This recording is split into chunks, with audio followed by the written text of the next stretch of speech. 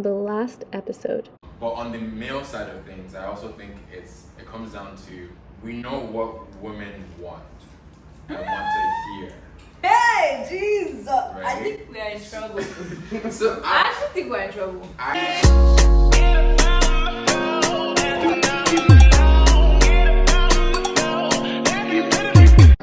Do you want the honest answer? No, Continue, please. We know what women want and want to hear, right? So at the end of the day, again, not saying that it is right. Okay. But you kind of play to your advantage in that sense. Wow. Right? And again, you go as far as you possibly can. And sometimes it might not be intentional. Like there comes a point where like, okay, that might be what you're actually doing right at the beginning, right? But then along the way you kind of fall for this person genuinely. That can happen. But there comes a point where that laugh was long. there comes a point where like it might not actually be as genuine as well, right? But the honest answer is, again, we know what women want and want to hear. So you kind of have to, like, you kind of play to that to a certain point, whether you're Christian or non-Christian as well, I think. So basically, you guys are manipulative. Is what Wait. you're No. It's like No. Okay. to ensure that we're having good conversation. Just refrain from extremes. And I'm not saying this to be diplomatic. I'm saying this because there's a reason why there's a long explanation of something rather than just saying one word in one sentence, right? To go on his point, you would find that in recent times, a lot of women now no longer answer the question, what are you looking for in a man? Because they've wised up to the fact that, why would I tell you I'm looking for in a man so you can pretend for 3 months and then I'll not be convinced I'm mad because it's only me that was pursuing a relationship. So my second point, a lot of you women are not mad. What is just happening is expectations were not clearly stated, and even when they were clearly stated, they were not adhered to. An example is a woman and a man come together and they are saying, we're just vibing. We are just vibing. Until you have a conversation where I'm pursuing this relationship, you are pursuing this relationship, maybe one party is pursuing and the other party is just still vibing. That has to be clearly stated, and you have to have enough dignity to say, I'm gonna leave and I'm gonna go. My third point is, I have been the guy that has been in the situation you referred to at the beginning. I can't remember, it was a very long story. It sounded like it came from a very deep place. No, I've just heard many stories. Okay, that's fine. I've been the guy in that situation, sure. I've been the guy in that situation. And one of the reasons why was, for me at the time, was just because two things. Not like they are excuses, but just sometimes men just, I won't say men, but sometimes, at least for me, at that time, I was just looking for a friendship, to be honest. And then a lot of times with the friendships, I'll tell them that we are clearly crossing the boundaries of friendship because you are calling me and telling me intimate stuff. I'm calling you and telling you deeper stuff than I would. Attraction is bound to build up. But we've already originally established that we are looking for a relationship. So now we are crossing the boundary by affections, bonding, intimacy, in just talking. This is not even talking about physical intimacy, right? So we've crossed the boundary and we're not ready to admit that, okay, we've crossed the boundary and we have to address what has been here. So one party is definitely going to leave the whole thing feeling like, am I mad because this person wants a relationship? But the problem was expectations were not adhered to. And we have to be able to hold ourselves accountable to the fact that you came and promised all these things as per you want to be my man. This is 3 months. Your actions are not lining up because you are still vibing and you said all these things and you haven't done it. So there's an accountability aspect of that. Sometimes guys don't know what they want. And it's not an excuse. So why is it that? Okay. Because you don't know what you want, you cannot just sit in your house and decide what you want. Can I now tell you this? Why can you not just do that? On the flip side, some women too don't know what they want. Okay, but those women sit in their house. No, they don't. No, they don't. Okay, no, even if they sit in their house, they are not promising the men, oh, I'll give you this and that. But they are there But and they something, are deciding without committing. How many relationships do you see that Committing to actions. Women they like when guys take control and they like them taking control of the entire scope. So guys should be the ones to be like, okay, this is where it's going to. I like you, they're pursuing you. Women, most times, even if they like you, they'll be on their phone. They should be like, should I text him? Should I let him know? They'll call their friends and they'll have group chats. They'll discuss your issue. They'll discuss your matter. And that's the problem because girls, they feel like guys, and that's the truth, guys should always like pursue, but girls do not want to. They just assume, and assumptions are not facts. So Thank you! They need to.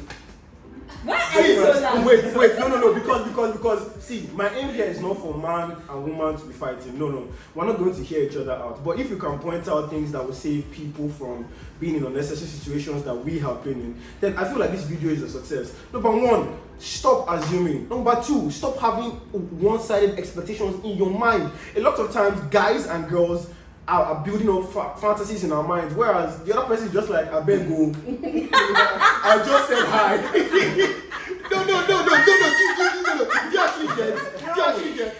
Like, Okay, fair enough. let's not. It helps. No, see, I'm not defending by all means. I'm not creating excuses for men. We have messed up. We have convinced some women that they are mad, and they are still dealing with the trauma. Whereas they are not mad. We were just playing them for idiots. You see, this is my question. Yeah, wait now. Is it that they don't have boundaries? Is it that they don't have boundaries, or they are actually just wicked? Some guys are dumb. There's something my fiance. No, because I've actually heard stories of men who say, "Oh, doing all these crazy things," and then they will not come around and be like, "I didn't know." Yeah, I exactly. didn't That's know. what they're dumb. I didn't know. Because- Why don't you know? Because I tell Why? me this all the time that guys are dumb because sometimes they might be doing it Yes. and they might not know. How? Like, okay, I didn't know for example, human like some women they read in too much. So for Okay. example, if a guy Okay. comes in and is smiling with you, okay, he hugs you. Before it goes like, I need to talk to her before I leave. But they start reading into, okay, I think it might be into me, and it's like, okay, you know what? Okay, let me just know, guys are dumb, sure. But then he says that, okay, are you going up? I'll drop you. They have intimate conversations. So I you don't even know the things. No, yeah, because some guys do that. So Okay. some guys might just be too friendly, and that's like a regular Okay, process. too friendly. Yeah. You see, this is what I'm getting Too at. friendly. Christian men don't have boundaries. Yeah, exactly, and that's why. I don't think it's What is the boundary? The Like, boundary is if there is somebody friendly. you are not getting romantically involved with, why are you making advances that allude to that? But No, but you're That not is making not- advances. If you're It's just being being friendly. if you're being friendly, you're So- not really making it Oh. advances. Okay, It's the on the- expectation from the other side that's making it Exactly, seem that way. and that's why they need to cut it from the start and Yeah. say what is going on. You like me or not? Finish, but the girls will still be like 2 months. Oh, I think this is very common. Yeah, and it's very important to ask questions. Like, I don't know why I'm giving tips so that it's not like we're having questions, but I'm giving tips. Ask questions, point blank, ask it to your chest. Many times people have built up fantasies, and yes, they are very friendly Christian men. Sometimes some women can see that as a lack of boundaries.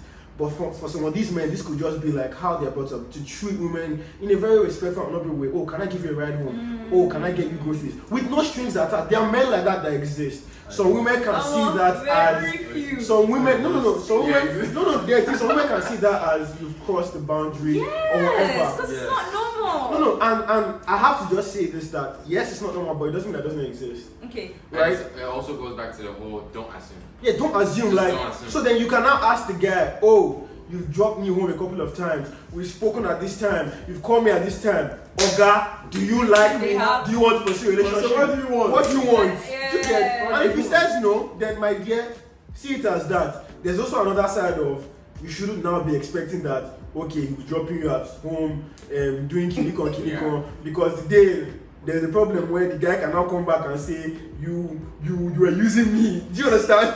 You see? I want to touch on that point. Oh God. These are the nuances of Yeah. relationships. Like, Nah, okay, no, that was actually a really good point because the thing about that though is for women, I feel like even though as much as we're giving them the tips to yes ask those questions, there's still women that are not going to because they might feel like it's too forward or it shows their affection too soon, Yes. right? Because again, Exactly Or that. from Exactly. yeah, Desperation, especially yes. coming from where we are, as Nigerians, right?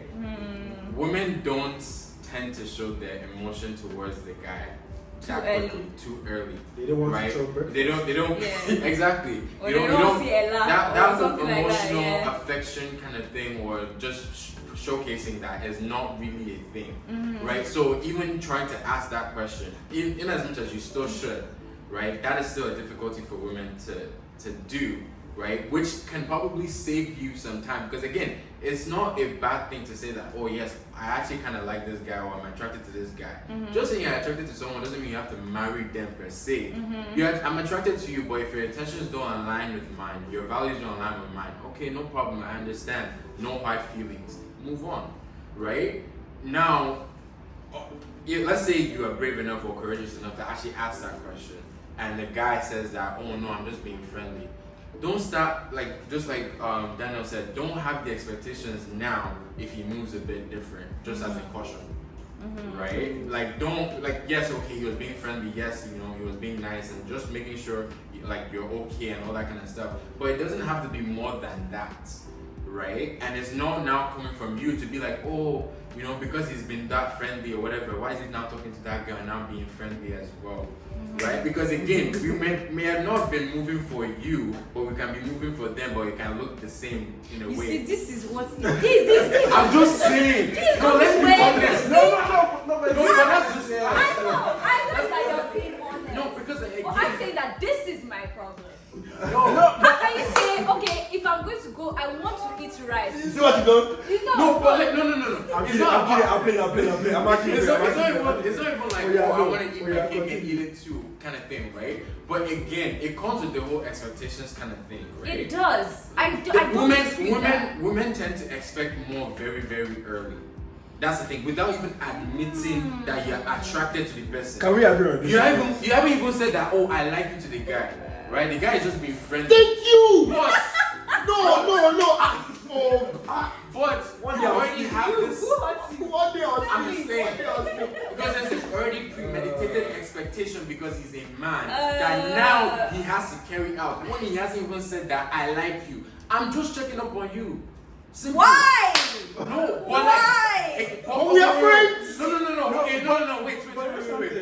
If we were to act the other way now and not be friendly, you'd be like, what's wrong Men with are you? trash. No. Men don't have trash. No, I wouldn't say that. I would just know that you don't want any interest. I feel like it's very important to define. Okay. Because if a woman does not like you, trust me, all this one, pick me up for groceries, blah blah blah, she'll not entertain you. Thank you very much. So I feel like that's why it's important for the woman to be upfront and let the guy ask the questions. Because if she does not like the guy, all this one, oh, you're calling me, she'll not pick your phone.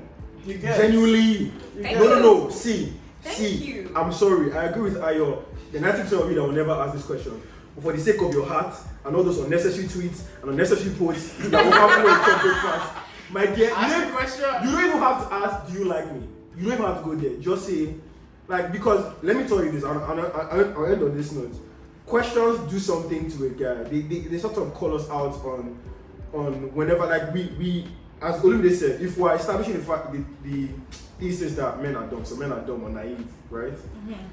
If you ask questions, he starts questioning his motives, he starts questioning his actions, and that helps him to now be like, that's why you now see a guy that was friendly before, once you ask that question, I'll be like, okay, maybe I'm doing too much, let me just move back. Do you understand? Sometimes it's not, maybe you've called him out on his crap, and he has just realized, I was trying to take this girl for an idiot. Or maybe you've just called him out to the fact that you are moving brown Julius. Why are you calling me at 2 a.m.? Do you understand? So it's necessary for your sanity to just ask questions. And a woman can be asking, why do I have to ask a man question? I mean, human beings too. Don't they have brains? Can they think? Kiniko. Why do I have to work for men? I'm really sorry, dear. Thank you for even saying really it, because this is what I was about to get to. I had two things to say. The thing that Amide said that if you are being friendly, it might look the same as when you are moving to somebody. Why? No, because at the end of the day, wait, let me finish. So it's like if you press, let's say there's a room. Press the red button if you want to open the door. Press the red button if you want to close the door. That same red button does the same two functions. It's the same thing. How can you say you act the same way to someone you're just being friendly to, and you also act the same way to somebody you're not just being friendly to, that you want more with? It's giving confusion, and I don't like that. But it's fine, because now we see that conversation can happen, even though we should be able to. We should be able to differentiate. Like Olumide said, if a woman doesn't like you, she will not answer your call. Meanwhile, if a man doesn't like you, he will answer your call. Do you know why? Wait, Can you just let me make this make sense? No, just wait. Am I not right? You are right. You're right. But I want to create context. I want to Okay. create some context, right? So for some guys, sometimes when I'm picking calls, it's because some guys have relationships with females where some things are in the balance, they are in limbo, right? So in that instance, the guy may be picking your call because sometimes some of his female friends can be having scoring, maybe they are crying in their bedroom or something crazy is happening, so he's picking your call. Granted, women are just binary. I don't like you, I'll pick your call. Guys are not like that. Okay, so men I are can't not define binary. that. We're not binary like that, to be honest. And sometimes it's good and sometimes it's bad because, like for example, let me give you an extreme example. You have a guy that has too many friendly female friends. He gets married to his woman or his wife, and then too many female friends are still calling his number. That's the lack of boundaries that should have been established before he got married, right? But whereas woman is like, I have so many male friends. Once I'm married, I beg, block, delete. I don't know how you women do that. I can't speak for people, but some of them block, delete. Don't talk to me. I have a man now. Do you understand? There are nuances to relationships that are there. I get that, and you're right. Men still pick up calls to women they're not interested in. I can't explain that, but you have to understand there's context to a lot of these things. And you also have to honestly say that there's some women that will still do the same thing. That pick up calls from men when they're not interested, when they don't string them along. But this is not the conversation we're having today. Don't worry, Exactly, in the next video we'll have that The conversation we're having conversation. today. We're gonna move away from this topic because I think we'll be here forever. Can we even just say anything No, on it's it? fine. You guys said enough. Okay, my last few questions are more on the Christianity side of things. So I want to know, how does your masculinity intersect with being the bride of Christ? Like, how do you feel being a bride to Christ? That is a predominantly male figure, but you are also male figures. How does that feel? For me, when I heard of that concept and I read about it, and I got to understand it more, I think the only thing it did for me, it's not like I felt less masculine or anything like that. It just taught me to be submissive. Because as a normal guy, you can feel like you can do whatever you want and get away with it. Yes. Most guys, you may have maybe all the money in the world or everything's working fine for you and you don't have to follow any rules or you can just live it how you want. But when you think about that concept, for me at least, it just taught me to submit, whether it be submit to, let's say, like if you think about from also the marriage side of things too, I feel like if you cannot understand the concept of submitting to Christ, I don't think you can submit in the sense of your own, the Bible says, women submit to your husband and stuff like that, but if you think about it, also you should be doing the same thing to your wife as well. So I feel like if you don't have that understanding, it's going to affect you. It's going to affect you in a way where if you feel like I'm above that stage of being called the bride, I feel like it's going to affect all the areas of your life. But for me, it's just more affected me more in the submission side. That's so good. So good. I really agree with that one actually, because as a man, like you have a really big ego as a man, right? And hearing that I need to let that go is hard to take at certain moments, right?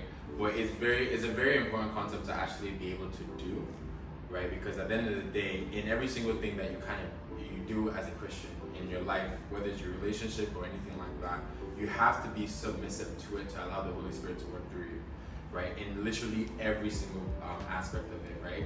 So even like obviously in the context of this entire topic, like relationships and everything like that, the number one relationship is with you and God, right? So at the end of the day, it's important for that part to even be correct for anything else to even flow, right? So if you're not submissive to God, how are you going to be submissive in your relationship, right? How are you going to take away and strip away that flesh and that ego and everything that's comes with it, right? And actually be submissive to be able to be like, hey, the relationship is the one that's important here, not my ego, right? And something that I even like listened to like sometime last week or whatever is like, sometimes as a guy you need to ask yourself two things.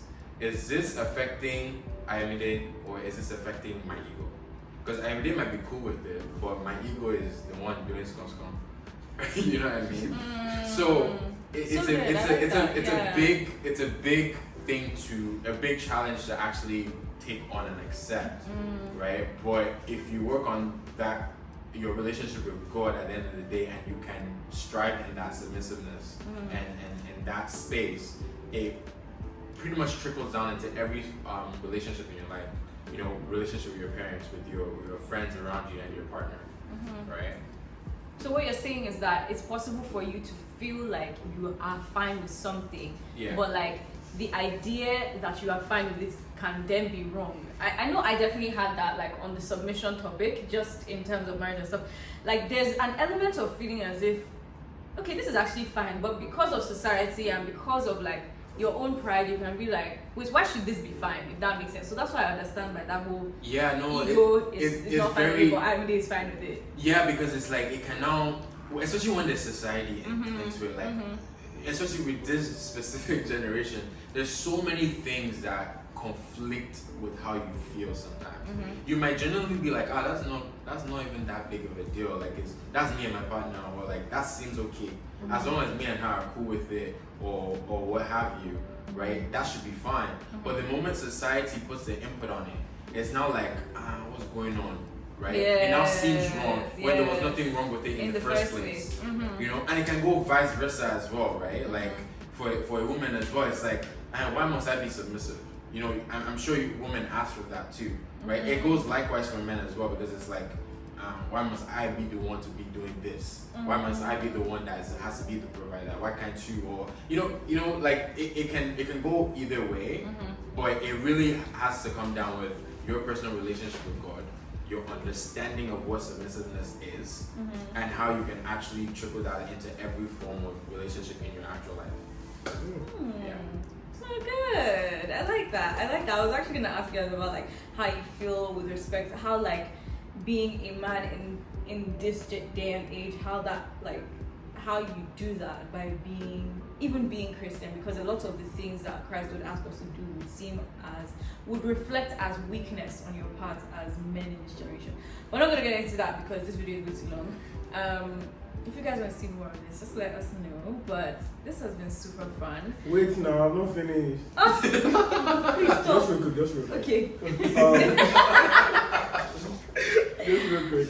Another thing with masculinity and being the bride of Christ is it shows our identity. I find that one of the biggest problems that we have in this world is we use characteristics of ourselves to identify ourselves.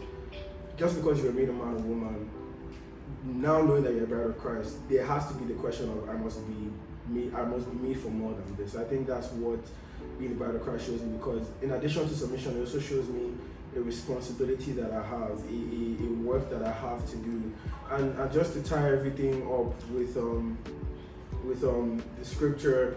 I just want to end on this note. Like, if you read the Bible carefully, a lot of times our generation in particular fights for the fact that Paul or Timothy shouting, wives submit, women keep quiet, but if you read all these New Testament scriptures very carefully, you will see that there is an immense amount of responsibility put on men. And I'll end on this note. In 2 Peter or 1 Peter, it says something about women, adorn yourselves in this way, that by your behavior and characteristics you can call your men to order. I'm paraphrasing very well. And that scripture has stuck with me for a very long time, because